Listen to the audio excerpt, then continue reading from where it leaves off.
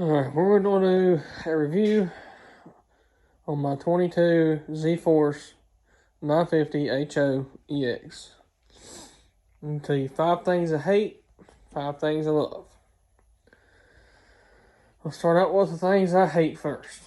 The number one thing I hate is this little gap right here beside your windshield.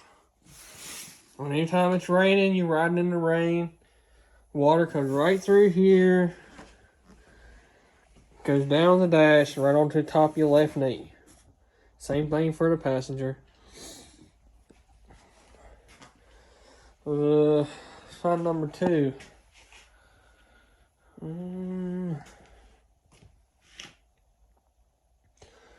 Number 2. The intakes, CVT, and the air intake over there on that side. That is the stupidest place to put an air intake. I mean, the frog skin on here, I mean, it helps, but we all know you're riding in the rain. It's not going to keep all the rain out of your CVT and your intake tubes. I don't know why they designed it like that. It is absolutely retarded. You really need snorkels on this, but sadly, it avoids the warranty. So, just leaving it like that for now. Another thing I hate. If you want to run a rear windshield in this, you have to take the windshield out to change your air filter or clean it. It is annoying, so that's why I do not have a back glass. And honestly, you really don't need one unless, you know, you want to ride in the cold and all that. Another thing I hate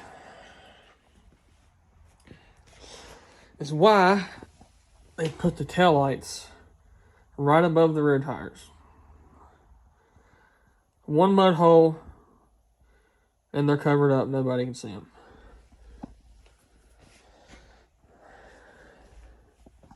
That's 3. Number 4. Let me think. There ain't very much stuff I don't like about this thing.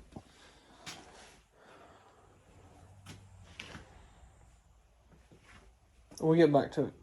Here's some of the things I love.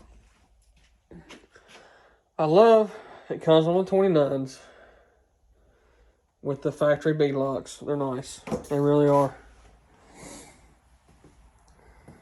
But it seems like the tires still, I don't know, to me they don't look big enough.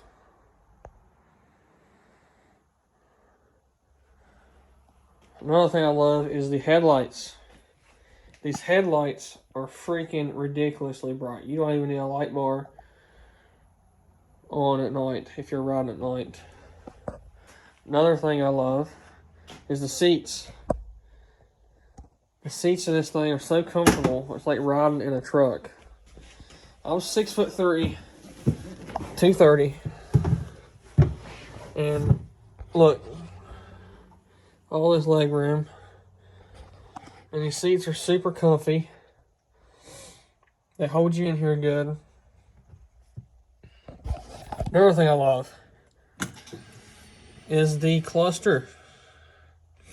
This is probably the best cluster I have ever seen. Of course, you got your normal mode and your sport mode. Now, I only got about 170 miles on this thing.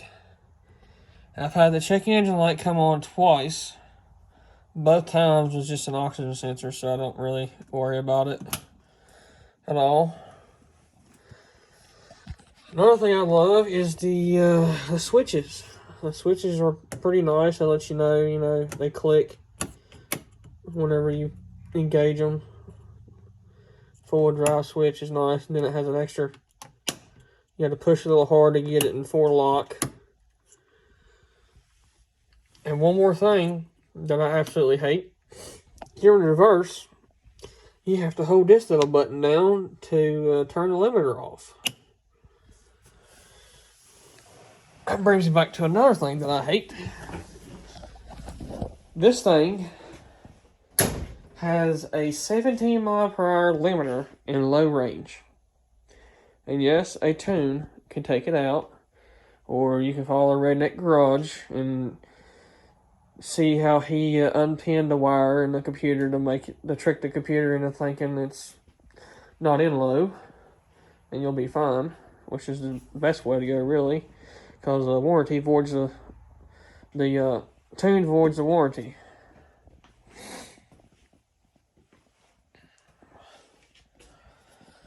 Besides that, it's been a good machine. Oh, forgot. There's one more thing I absolutely hate. And it's under here. It is that garbage piece of plastic they call skid plate. 170 miles of this thing, and the skid plate's almost ripped off on the back.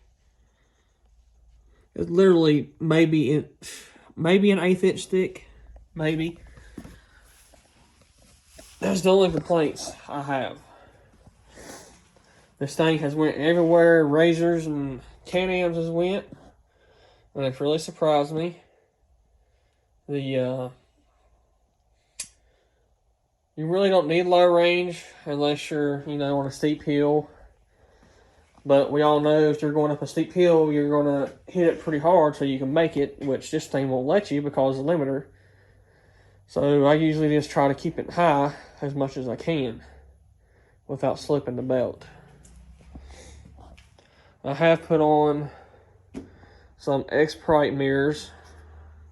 They look good. They're not in the best locations. You can't really... This one you can see excellent out of. That one over there, not so much. If you lean a little bit, you can see out of it. But that's where I want them, because they look better right there. It's like they fill in the gap. And another thing I do like is your quick access to your antifreeze and your battery and all that underneath the hood here, which I'm not taking that off because it's a pain in the ass to get it back up underneath the seal. And surprisingly, this thing is super easy on gas.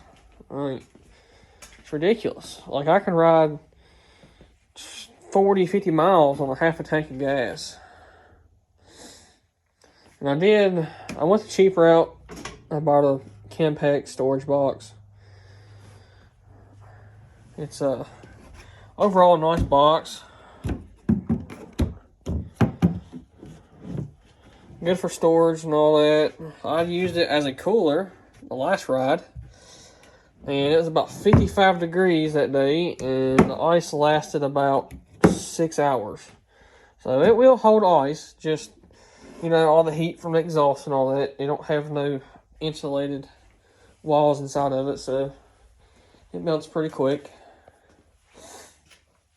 Another thing is the ride. I think the ride could be improved on it. I need to fool with the shocks and all that. I just got done, I cranked all the settings up all the way and then turned them back 3 clicks. Let's see if that helps any on my next ride. But, yeah, we'll see. I will definitely be doing a light bar up here across the front. Maybe like, I don't know if I want it up down low or up high. But we'll figure it out when we get there. Might put one on the roof. And I'm going to take these little guards off with this little single bolt. I'm going to buy me some pods to put right here on this bolt to get rid of those. And I'm going to do the same thing for the rear. Because I already took these stupid looking reflectors off. Just left the bolt in there to keep the threads clean. We'll do the same thing on each side there with the LED pod. And I took these stupid looking reflectors off here, which is a hole there, so I'm not sure what I'm going to do there. We'll figure it out. But this thing gets a ton of attention on the trails. Everybody likes it. It's definitely different. I was going to buy a Can-Am Maverick X3, but I'm not paying $22,000 for a machine that comes with a 6-month warranty. when I paid $22,000 out the door for this with the windshield and a 3-year warranty, bumper to bumper. So it is what it is. And the power, honestly, it will. It would. I never raced any racers or anything, but I have a feeling that it would absolutely keep up with a razor, if not smoke it, at least off the line. Because I have rode in a razor, I haven't drove one. But it has definitely been a good machine so far.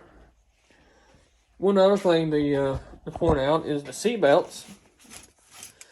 When you got the seat belts on, literally all it takes is a bump, and this thing locks. Like, it'll jerk you back in the seat, that's sure. They made sure that if you go anywhere, it's not going to be because of the seatbelt. So, there's that. But yeah, y'all just subscribe, turn all your notifications on, and we'll keep building this thing. I want to get some 32s for it, and some 2-inch wheel spacers, make it a little wider, about 68 inches wide. And yeah, y'all just subscribe, and I'll make some more videos of it, because I got all winter long to do some stuff to this thing. Well, pretty much after Christmas, because everybody knows we spend all of our money on Christmas. So, another thing I would love to do to this is, I'd love to chop the top and the back. I'd like to take this section out, bring it down here, and kind of level out the top a little bit. I was actually looking at some aluminum roofs for this thing, but honestly, don't look like they cover very good, so I think I just might leave the factory one on here. It's pretty thick and looks durable. I think we're just going to leave that alone. So, yeah, just subscribe, and we'll figure out some more stuff to do this thing. If y'all got any ideas, just comment, let me know, and we'll see if we can do it. Y'all have a great day, and a good Christmas coming up.